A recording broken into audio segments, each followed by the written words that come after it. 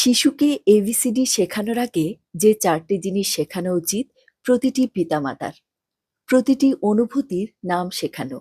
শিশুকে তার অনুভূতি যেমন খুশি, দুঃখ, রাগ, ভয় এই অনুভবগুলো চিনে নেওয়া এবং প্রকাশ করতে শেখাতে হবে। এতে শিশুর আবেগ নিয়ন্ত্রণ ও আত্মপ্রকাশ সহজ হয়। শরীরের প্রাইভেট পার্টসের সঠিক নাম শেখানো। শিশুকে শরীরের সব অংশের সঠিক নাম জানানো গুরুত্বপূর্ণ, বিশেষত প্রাইভেট পার্টসের ক্ষেত্রে ভুল বা গোপন ভাষা ব্যবহার না করে তাদের সঠিক তথ্য দেওয়া নিরাপত্তার জন্য অত্যন্ত গুরুত্বপূর্ণ। শিশুর শরীর নিয়ে বাউন্ডারি শেখানো। তোমার শরীর, তোমার অধিকার। এই বার্তা শিশুকে শুরু থেকেই বোঝাতে হবে।